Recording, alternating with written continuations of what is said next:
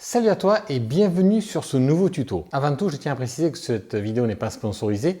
Elle est vraiment, on va dire, d'un avis parfaitement objectif. Je me suis acheté donc ce beau bijou avec mes propres deniers, donc il m'y prêtait. C'est vraiment en tant qu'utilisateur qu'aujourd'hui je veux vous en parler.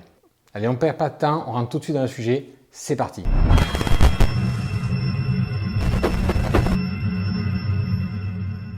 Alors, je vais vous parler de mon nouveau meilleur ami, qui est le Weebill S de chez Zhiyun. C'est un stabilisateur de 3 axes, donc vraiment ultra compact, comme on peut le voir. Alors, ultra compact, lorsqu'on retire le trépied, vous voyez, le format est vraiment minuscule, vraiment très très petit. Donc pour le ranger dans un sac et partir en reportage, ça en fait vraiment un stabilisateur idéal pour cela.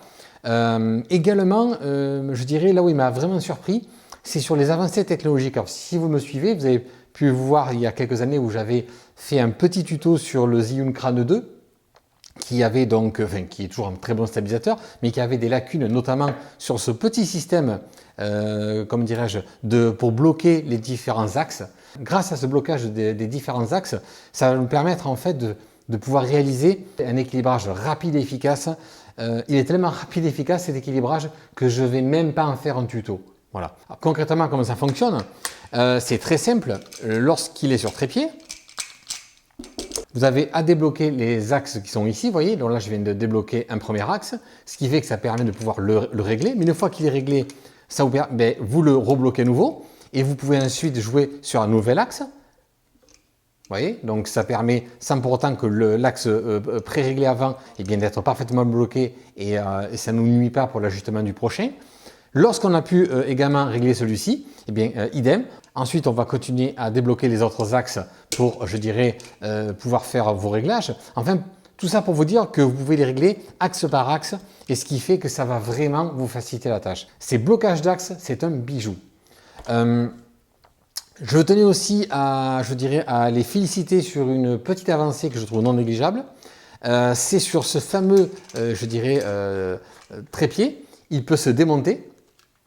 D'accord? Et il peut ensuite s'ajuster sur la partie supérieure. L'avantage, c'est que ça permet de pouvoir répartir les forces et du coup de rendre beaucoup moins fatigant la prise vue avec stabilisateur. Et en plus, ça permet également de jouer en créativité puisqu'on peut le porter, je dirais, dans cette position-là pour faire des plans, notamment au ras du sol.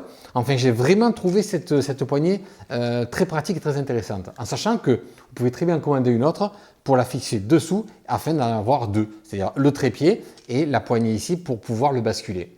Donc ça, c'est un petit point fort. Une petite chose que j'ai trouvé par contre mesquine de la part de Zhiyun lorsqu'on achète ce genre de stabilisateur, bon, c'est 399 € si j'ai bonne mémoire, ça reste relativement très abordable pour un stabilisateur, mais est-ce qu'ils sont réellement à 5 ou 6 € près? C'est-à-dire que pour démonter, si vous voulez conserver qu'un seul trépied, pour pouvoir le démonter d'un point A à un point B, eh bien, il faut savoir que vous pouvez aussi avoir une attache rapide.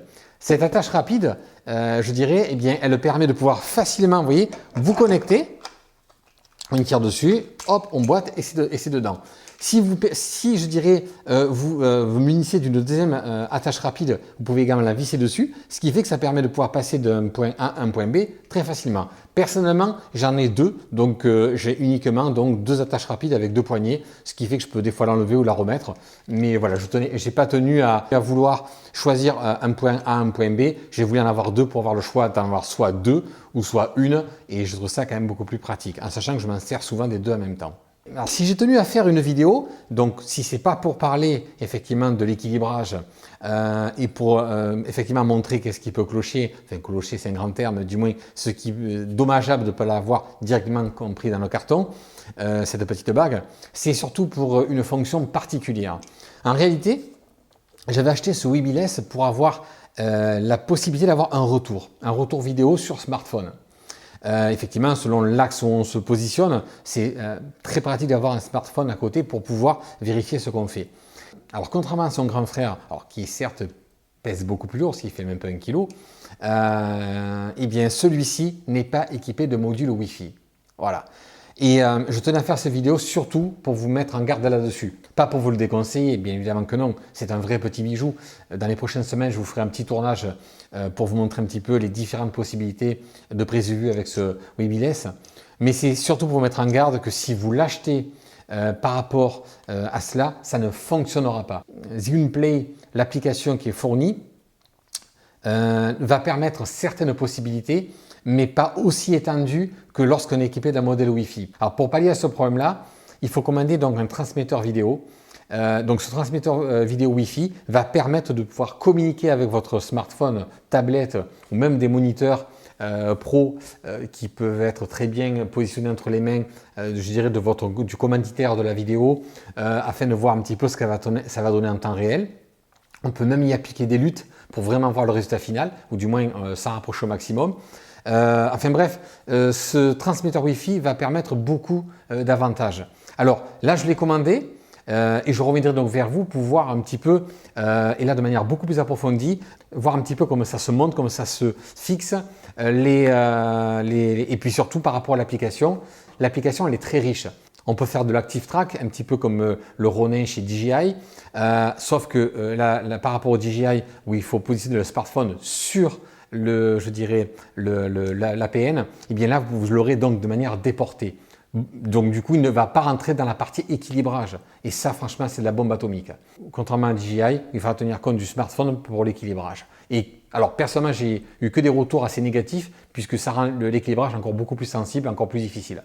Donc ce petit module sans fil, donc Wi-Fi, apparemment il est exceptionnel en termes, je dirais, d'application. Donc je l'ai commandé, j'en saurai un peu plus, mais cette vidéo était surtout pour vous mettre en garde que si vous aviez acheté donc ce Ronin, ou du moins si vous comptez l'acheter, parce que vous avez vu dans pas mal de publicités qu'on pouvait effectivement communiquer, du moins avoir le retour vidéo par smartphone, oui on peut l'avoir, mais via un module supplémentaire. Voilà, je vous dis donc à bientôt, salut!